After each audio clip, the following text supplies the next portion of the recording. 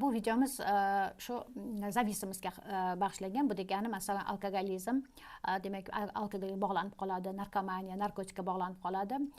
Endi hozir yana boshqa bog'lanishlar paydo bo'lgan. Igromaniya deydi, shu internet igralariga bog'lanib qoladi, yo bo'lmasa ludomaniya deydi. Bu degani qimorbozlar. Har xil masalan onlayn o'yinlar bor. Pul tikadi, aniga o'shanga o'rganib qoladi, keyin chiqib keta olmaydi. Endi bu prosta o'yin emas, bular katta pul tikadi. Mana menga bir ikkita uchta shunaqa ludomaniya deydi, shunaqangi onlayn o'yin qimorga o'yin kirib ketgan. Juda ham katta pul yutqizgan. Bittasi $120,000 yutqizgan.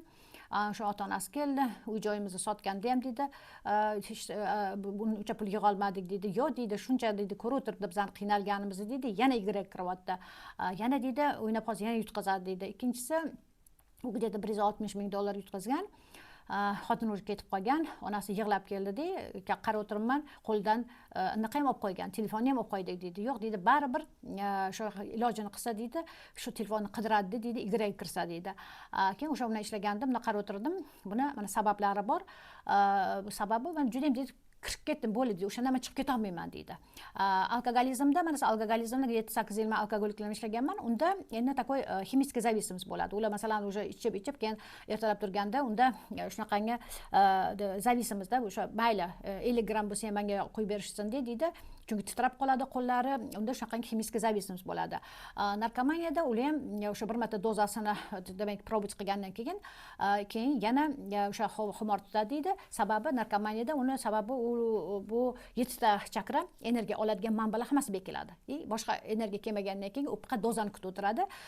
Bu narkomaniyani juda ham og'ir kechadi, chunki sababi sal peridoz bo'ladigan bo'lsa, mana shu расслабление deganda bu degan shu serдцебиение sal demak sekinlashadi, dihaniya ham sekinlashadi, boshqa обмен веществlar ham hamma sekinlashadi. Agar sal dozasi kuchayib ketgan bo'lsa, birdan to'xtab qoladi. Birdan остановка дыхания, остановка сердца bilan narkomanlar o'lib ketadi. O'shaning uchun bu ham bir зависимость, energetik juda katta зависимость bo'ladi. Endi hozir mana shu qimorbozlarni onlayn igralar mana hozir ko'payib ketdi. U narsaga sababi nimada? Sababi nima qilish kerak? Sababi mana o'sha bir bolamni ishlaganimda aytayotdiki, endi uni bolaligidan qanaqadir не уверен o'ziga. Juda ham deydi, men bola sinfda anaqa boshqa bolalar bilan deydi do'stlasha olmasdim deydi, hamma men ustimdan kulardi deydi, qanaqadir o'ziga past baho bergan, o'ziga juda ham nima deydi, не уверенным, shunaqangi bola ekan. Keyin o'sha anaqani bitirdim dedi, texnikum bitirib shu ishga kiribdi. Keyin mana shu igrada aytayotgan, bir marta o'ynab deydi, birdan deydi yutdim deydi. Yutdim, hayron qoldim deydi. Keyin deydi ikkinchi marta o'sha pulni olib deydi, yana unga aytgandim, yana dedi yutdim deydi. Shunaqa xursand bo'lib ketdim deydi. Shunaqa ana bunda qanaqa reaksiya bo'ladi? Mana ichkarida shu serotonin deydi. Shunaqangi serotonin, shu gormon счастья-da o'zini birdan sevib, hech qachon mana bolaligida yo bo'lmasa uyda mana ota-onasi har doim tinik jom desan hech kim emas, mana shunaqa deb urushib Abota deydi, birdan deydi menga deb поздравляем degan deydi, shunaqangi salyutlar kelyapti, shunaqangi deydi поздравление kelyapti internetdan deb, shunaqa xursand bo'lib ketdim deydi. Keyin o'shani pulni olib deydi, yana o'ynasam deydi, yutqizdim deyapti. Ana yutqizganimdan keyin deydi, voy, yo yana o'ynasam hozir yutaman deb deydi, bu yoqda oyligimni kutdim, oyligimni hammasini tikdim, yana yutqizdim deydi. Keyin deydi, уже chiqib keta olmayman deydi. Yo'q, mana hozir yutaman deb hammasini yana pullik bo'laman deb deydi. Keyin qarz oldim deydi. Qarz olgandan keyin uni ham yutqizibdi. U keyin dalsha kredit oldim deyapti, kredit oldim borib deydi, o'sha katta pulga keyin borib yana yutqizgan, shunaqa qilib shunaqangi qarzga kirib ketgan. Sababi nima bo'ladi bu yerda? Mana shu ludomaniya deydi. Bunda bu igralarning orqasida juda katta energoinformatsion shunaqangi сущностlar deydi, shunaqangi maxluqlar bor. O'sha odam ko'ziga ko'rmaydi, lekin shunaqangi kuchlar bor.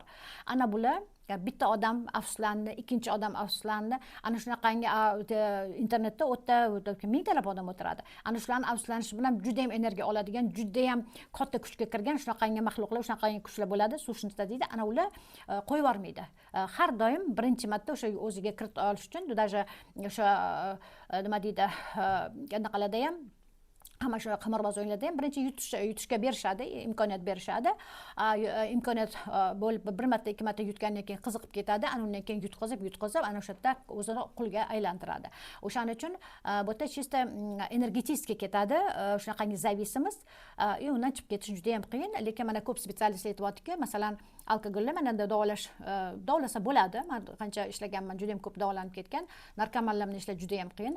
Lekin mana bunaqangi igromaniya deydi, mana bunaqangi ludomaniya degan bunda mana ko'p spetsialistlar aytyaptiki, bo'ldi, hech qanaqa qarzini to'lamang deydi ota-onasiga. Borib deydi, qamaladigan bo'lsa, qamalib chiqsin deydi. O'shanda deydi qiynalish kerak deydi. Chunki men shu bitta bolamni ishladim, uni xotini ketib qolgan, bolalari ham ketib qolgan. Yo'q, baribir deydi, onasi aytyaptiki, men shu telefonni bekitib yuribman deydi, baribir qayerdan bo'lsa ham deydi, topib olib deydi, uxlayotganimda ham kelib deydi, olib kechasi telefonni deydi yana sitkalayapti.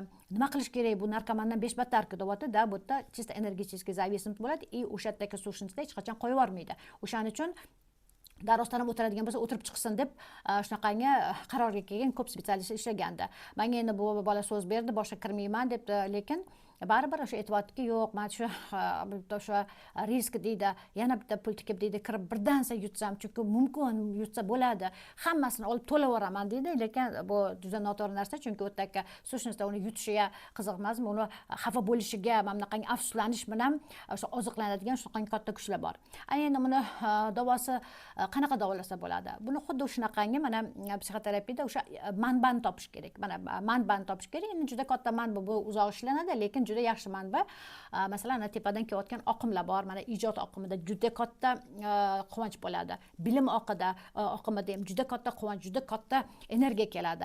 Lekin bu narsalarga, bu narsa uchun juda ham uzoq ishlash kerak. Buning uchun mana gestalt terapiya degan terapiyada demak qondirilmagan ehtiyojlarni qondirish kerak deydi. Ana bu yo'llamani ham rostdan ham davolasa bo'ladi. Endi uning uchun sabr toqat kerak, hafsala kerak. Keyin birinchi navbatda odamni mana bu ichkarisida bu 3-chakrada bu katta iroda bo'lish kerak, o'zini mana shu volya deydi. Ana shu volya qancha odam irodasi kuchli bo'lsa, shuncha bunaqangi maxluq bunaqangi suvshinchlar deydi, har xil tepadagi o'shaqangi kuchlar deydi, har xil o'sha qimordagi kuchlar bularga kirib keta olmaydi. Odam qancha irodasi kuchli bo'lsa, shuncha bunaqa kuchlar ta'sir qila olmaydi. Uning uchun mana bu chakra sistemani ham ishlash kerak. Hurmatli obunachilar, videomiz yoqqan bo'lsa like bosib, izohlar qoldiring, podpiska bo'ling.